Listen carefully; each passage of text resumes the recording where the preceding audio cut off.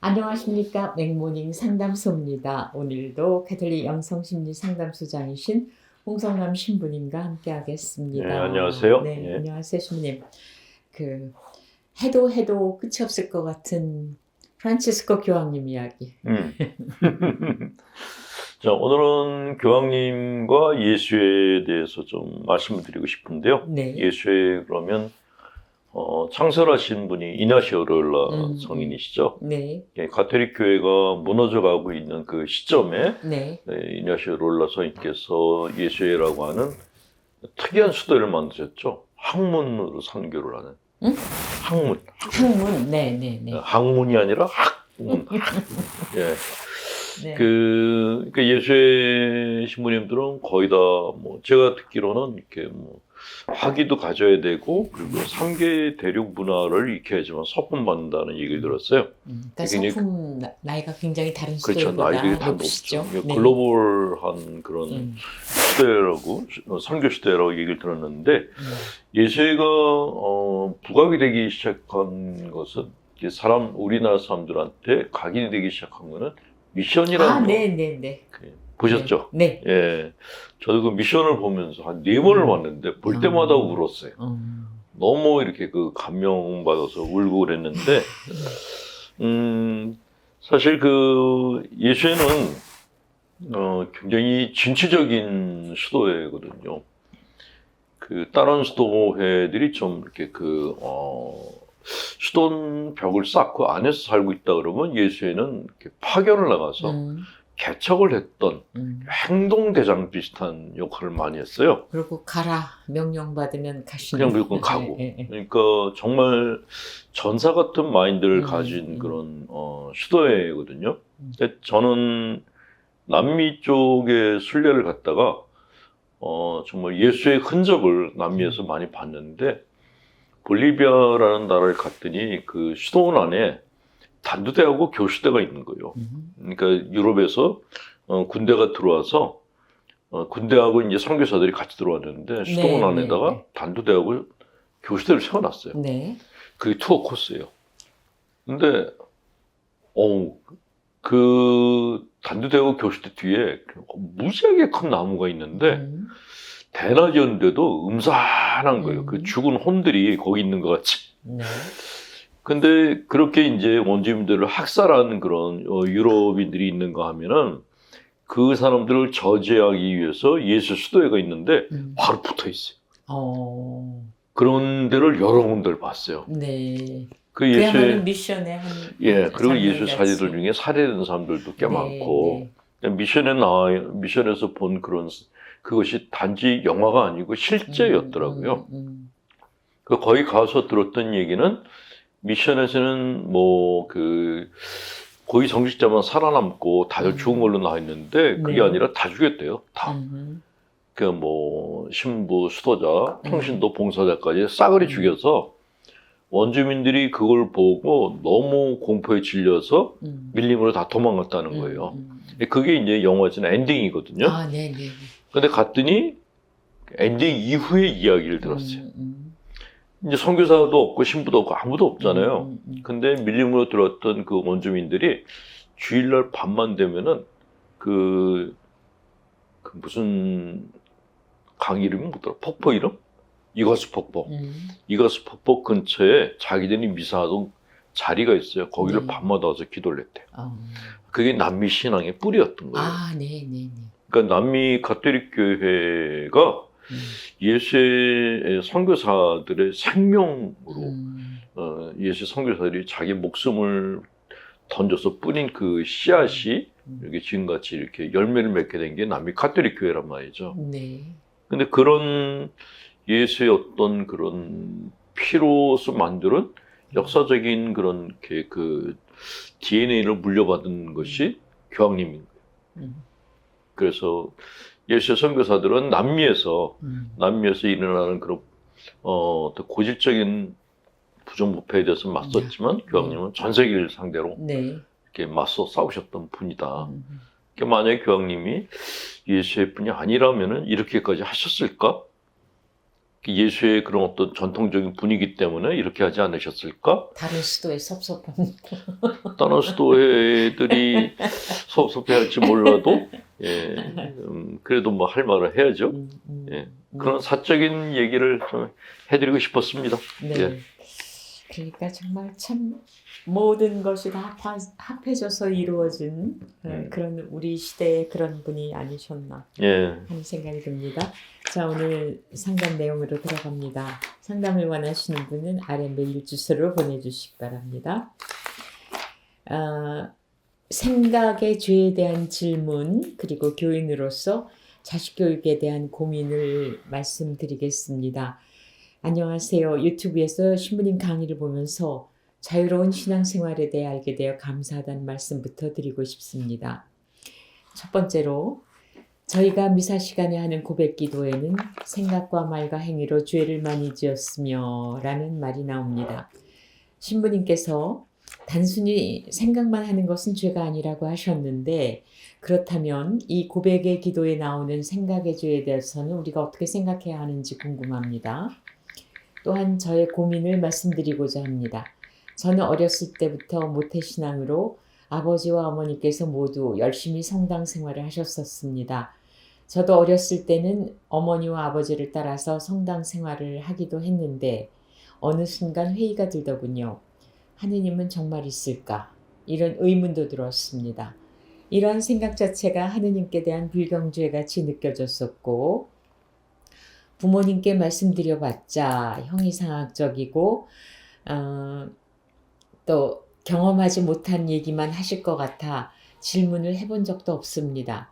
그래서일까요? 어렸을 적 당연히 하느님이 있다고 교육했던 부모님의 교육이 저의 생각의 폭의 한계를 정해놓은 것 같다는 생각이 들기도 했습니다. 이런 생각 때문에 현재 저도 어린 자식을 낳아 기르면서 자식 교육에 대해 고민이 생겼습니다. 부모님께서 예수님의 죽음, 부활, 또 창조론 같은 천주교 유아용 서적을 사서 아이에게 읽히는 것을 보았는데 어린아이가 받아들이기에는 잔인해 보이기도 하고 저와 같은 생각의 금기가 생겨서 스스로 생각의 한계를 정해놓지 않을까 하는 걱정이 생겼습니다.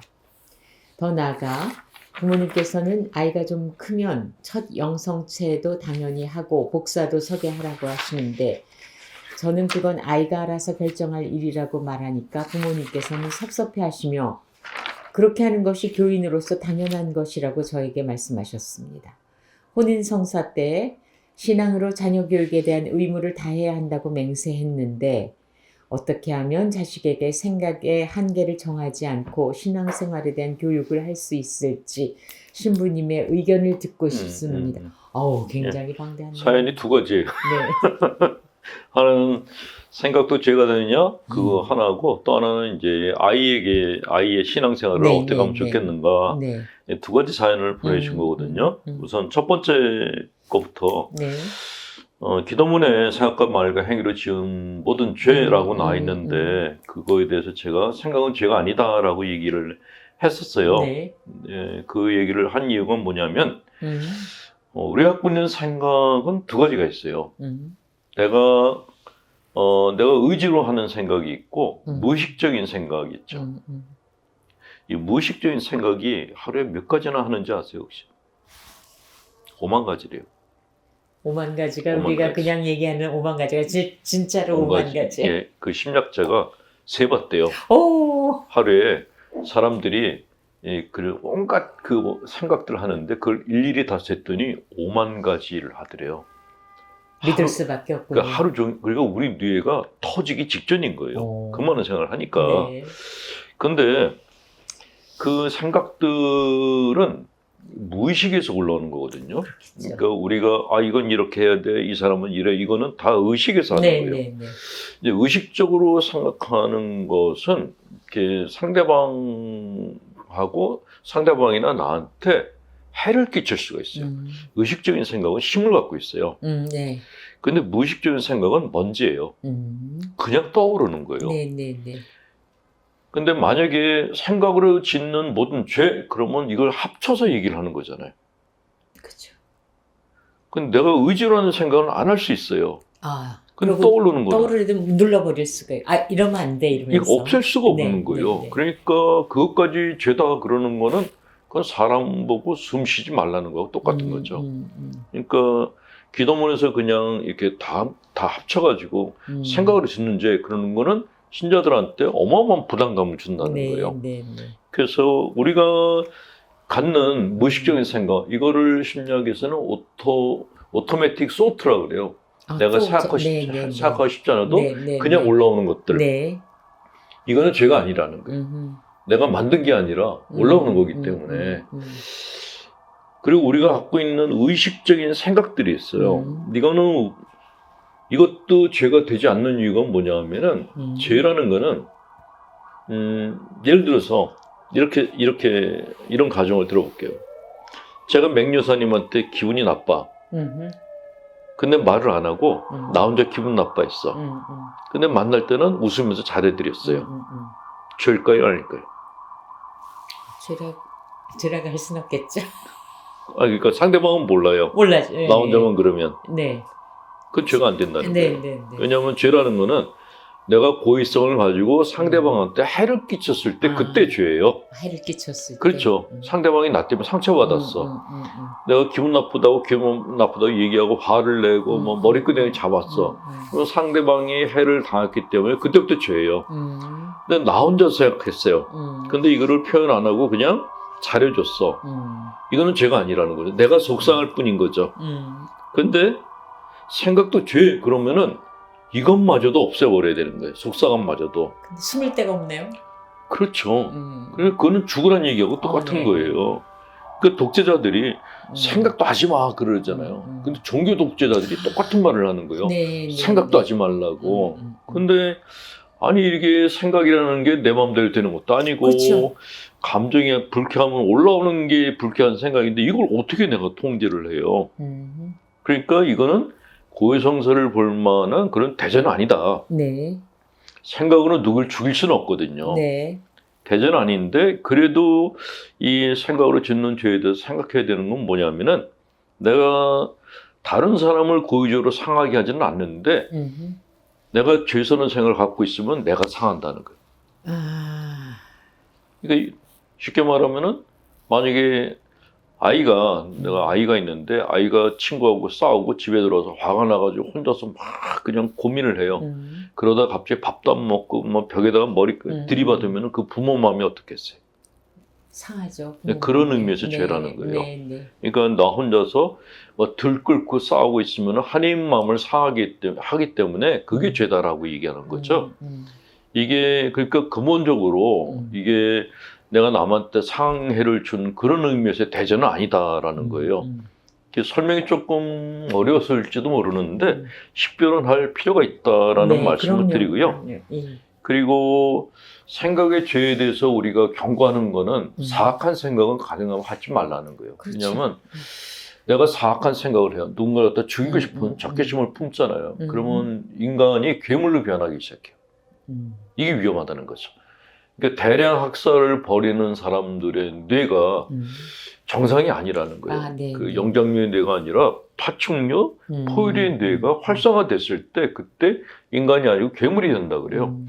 그런 거를 막기 위해서 생각하는 것도 죄라는 걸 유념해라 라고 얘기하는 것이죠.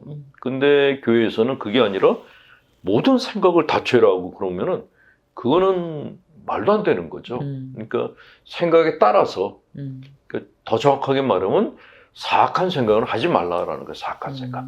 그 사악한 생각을 하면은 내 안에서 내 마음 안에 있는 그 어둠이 커져요. 그리고 정의가 식별이 안 돼요. 사람한테 죽이고 싶은 욕구가 올라오기 시작해요. 그걸 막아야 된다는 거죠. 사악한 생각이 떠오른다 하면 의지적으로 빨리 그거를 끊으라는 얘기인가? 그렇죠. 어떤 방법을 쓰든지 간에 이렇게 사람을 갖다 죽이고 싶은 그런 욕구가 올라왔을 때는 그걸 차단시켜야 되는 거예요. 그거를 그냥 내버려 두게 되면은 진짜로 학살에 가담을 하게 된다는 거죠. 근데 그렇게 어마어마한 죄가 아니고 예를 들어서 우리가 뭐 누구를 죽이고 싶다고까지는 아니고 누구를 미워한다.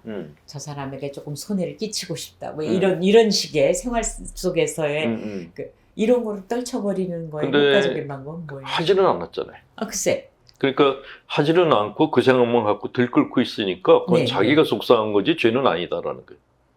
그러니까 그걸 의지적으로 거기서 떠나는 거는 예를 들어서 좋은 것을 보는 거, 좋은 것을 듣는 거, 좋은 대화를 나누는 그렇죠. 거, 뭐 이게 그런 게 보통 도움이 우리가 될까? 어떤 사람에 대해서 안 좋은 생각을 하는 이유는 음흠. 내가 그 사람을 보고 있는 거예요. 아, 네, 네, 네. 그러니까 그를 사람의 눈이 두 개가 있어요. 심안하고 육안이 있거든요. 음. 근데 내가 누군가를 미워할 때 그 사람이 내 앞에 있나요? 아니죠. 생각 안에 없어요. 있는 거죠.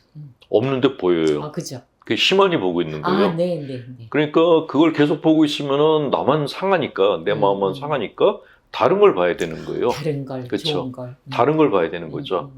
그러니까 사실은 주님 앞에 가서 그 사람을 갖다 용서할 마음을 주시옵소서라는 것도 안 되는 이유가 그 사람에 대한 생각을 계속 하고 있는 거예요. 그쵸, 그쵸. 그러니까 그럴 때는 그냥 경치 좋은 데 가서 경치 구경하거나 바람 쐬러 나가거나 아니면 나한테 잘해주는 좋은 사람들을 만나야 네, 돼요. 네, 네. 예, 사람 마음은 어린아이 같거든요. 네. 앞에다가 놓아주는 거에 따라서 감정이 바뀌어요. 예, 그러니까 나쁜 생각을 없애라 그러면은 네. 이게 더 안 돼요. 네. 그리고 하나 추가로 말씀드리면은 기도 생활 열심히 하는 분들이 죄스러운 생각하는 분들이 많아요. 역시 거기서 벗어나지 못하기 그래서 때문에. 그런 분들이 가끔 이제 저한테 상담받으러 오는데 근데 그거는 이렇게 얘기하시면 돼요. 내가 건강한 생각을 갖고 뭔가 이렇게 건전한 신앙이 되려고 그러면 방해하는 게 있어요. 이게 심리적으로 내가 성숙하려고 할 때 그거를 방해하는 게 우리 마음 안에 공존하고 있어요. 네. 그걸 영성론에서는 마귀다라고 얘기를 하는데 네, 네. 정확하게 말하면 마귀라기보다 내 안에서 내가 성장하지 못하도록 성장하는 걸 원치 않는 뭔가가 있어요. 우리 안에. 그거를 우리는 악, 그림자, 어둠 이렇게 표현하고 있는데 그런 것들 때문에 그런 거예요. 근데 그것들과 싸워서 이겨야지만 그 다음 단계로 넘어간다는 거죠. 더 쉽게 말씀드리면 산에 꼭대기 올라가면 모든 게 다 보여요. 네. 그래서 등산을 해요. 근데 수월하게 올라가나요? 아니죠. 올라가는 동안에 힘들게 여길 왜 올라가 내려가 네, 이런 네, 소리가 네, 들려요. 네. 그게 내적으로 성장할 때도 똑같은 게 일어난다는 거예요. 저항. 네, 그리고 사람이 어떤 그 성취를 얻느냐 못 얻느냐 하는 것은 그 저항을 이겨냈냐 못 이겨냈냐 이거하고 관련이 깊어요. 그 예수님이 자기 십자가를 지고 날 따르라 그러는데 그 십자가에 대한 해석도 여러 가지인데 그 중에 하나가 저항이다. 내가 성장하지 못하도록 나를 방해하는 저항이다. 그러니까 내가 기도를 하는데 죄스러운 생각이 너무 많이 든다라는 거는 지금 내가 기도를 굉장히 많이 열심히 하고 있다는 증거라는 거죠. 네. 근데 나는 그냥 늘 행복하고 그냥 널널해. 그럼 지금 기도 안 하고 있다는 거예요. 그 놀고 먹는 놈들한테는 저항도 없어요. 열심히 공부하고 기도하고 뭔가 성취하려는 사람들한테 저항이 많은 거지. 그러니까 우리를 유혹하는 유혹자들도 사람 가려가면서 해요. 이 코로나 바이러스하고 비슷해요. 아, 네, 네. 위로가 된다 그럴까, 자책이 된다 그럴까, 하여튼 복잡합니다. 예. 근데 아까 자녀의 그 신앙생활, 아이들, 아이들에 대해서 염려하시는 마음. 저는 이게 자매님의 그 생각이 옳다고 생각하는데 어렸을 때는 질문도 못하게 하고 부모님의 교육이 내 생각 한계를 지어놓은 것 같다라는 느낌을 받았다고 했어요. 그거는 이 자매님이 굉장히 건강하다라는 거예요. 그러니까 순종 컴플렉스를 가진 사람들은 그런 생각도 못해요. 그렇죠. 그냥 근거 없죠. 부모님 말씀이. 본당심모 하는 말이 그냥 하나님의 뜻 이렇게 생각해요. 근데 그런 식으로 순종적으로 신앙생활을 하게 되면은 이게 사이비 교주들한테 잘 걸려드는 거예요. 문제는. 그래서 일단은 신앙에 대해서 회의를 하는 거는 너무나 자연스러운 거예요.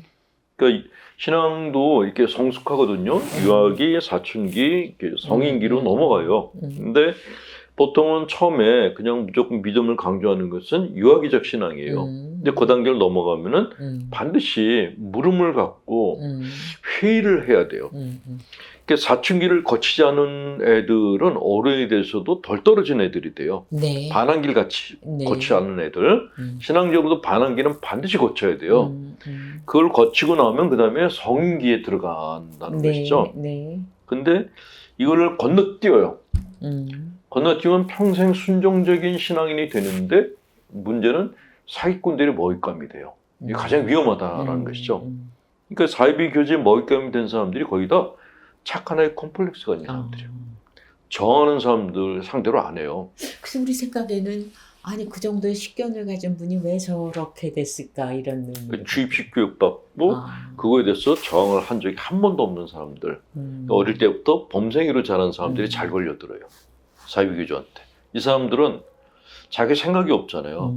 남이 얘기해준 대로 따라가니까 소리가 큰 사람 거에 끌려가요. 의존적으로. 이건 대학 교수건 의사가 뭐 법조인이고 상관이 없는 거예요. 네. 네. 지금 이분은 그런데 아이에게 그러니까 아이의 의사 뭐 상관 부모님은 독사도 세우고 차정성 제다고 뭐 그러라는데 지금 조금 망설이는. 예. 제 생각에는 아이들은 그 자기들이 신앙을 선택하게 해주는 게 맞을 것 같고, 근데 유아영세 같은 경우는 근데 제가 이제 이런 말씀을 드리고 싶은 게 그 어렸을 때 성당을 다니잖아요. 네. 성당에 다니면서 친구들하고 사귀고 성당에서 수녀님들하고 신부님들하고 잘 지냈어. 이 기억이 굉장히 중요하다는 거죠. 네. 그래서 저는 아이들에게는 종교를 갖게 하는 것이 맞다라고 생각해요. 그 주일학교 교육은 시키는 게 맞다라고 생각돼요. 근데 중학교 들어간다면 그 다음에는 아이들이 선택하게 해야 된다고 생각해요. 어차피 사춘기 들어가면 반항기거든요. 네. 그때는 아이들이 실컷 반항하게 하고 그냥 두는 게 좋다. 그러면 언젠가는 돌아와요. 지금 이 상담을 하신 분도 잠깐 그거 했다가도 다시 신앙을 갖고 싶은 그런 마음이 많이 생기신 것 같으니까. 유아기 때의 기억은 고향에 대한 기억하고 비슷해요. 네. 어릴 때 생각했더니 뭐 성당에서 스님들하고 같이 뛰어놀고 성당 친구들하고 놀았던 그 기억이 이게 굉장히 중요하거든요. 네. 근데 그런 기억을 부모가 아이한테 선물해 주는 게 맞다라고 생각되는 거예요. 네. 근데 이제 이 어머니가 걱정하는 게 어린아이들에게 가르치는 교리가 너무 잔인한 것 같다. 왜 그 생각을 하게 됐을까? 왜냐하면 그 어린이 기도에도 뭐 죄에 대한 얘기 뭐 이런 얘기가 많거든요. 용어가 너무 이렇게 그 신학적으로 무거운 그런 단어들이 많은데 저는 그것도 동의하는 게 어린용 미사 기도문은 따로 만들어야 된다는 생각. 유아용어로. 네. 성인용하고 유아용을 똑같이 쓰면 안 되는 거죠. 근데 어린 미사 기도문 봤더니 이렇게 애들이 소화하기가 어려운 그런 어휘들이 섞여 있더라고요. 그러니까 아이들에게는 십자가에 달리신 예수님보다 어린이를 사랑하신 예수님을 가르쳐야 된다는 거예요. 네. 십자가에 달린 예수님은 성인기에 들어가서 알려드려야 되는 거고 아이들은 예수님이 자기들의 벗 이렇게 생각돼야 되거든요. 근데 지금 아주 어린 자녀에게 자녀가 선택하도록 내버려 둘까? 자녀가 선택할 그런 상황은 아닌 것 같아요. 시기가. 그래서 유아적인 그런 단계는 성당을 보내시는 게 맞고 성당에서 친구 관계를 그때 많이 형성하는 게 좋고 그리고 아이가 어차피 5학년, 6학년 돼서 사춘기가 되면은 그때는 자기가 결정하려고 그래요. 그러니까 부모님이 우리 아이를 언제부터 이렇게 풀어놔야 될까 이렇게 생각하실 필요가 없다는 거예요. 아이가 사춘기가 되면은 부모 얘기를 안 들으려고 그래요. 자기가 결정하려고 그러죠. 그러니까 그때는 그냥 아이가 자기가 선택하도록끔 내버려 두는 게 좋은데 제가 계속 강조하는 것은 어린 시절의 기억은 이거는 부모님이 만들어줘야 된다는 거예요. 굉장히 중요하다는 거죠. 네. 알겠습니다. 자, 오늘 상담 또 전해주신 분들 감사드리고요. 또 다음 시간에 뵙겠습니다. 맥모닝 상담소 가톨릭 영성심리상담소장이신 홍성남 신부님과 함께했습니다. 수고하셨습니다.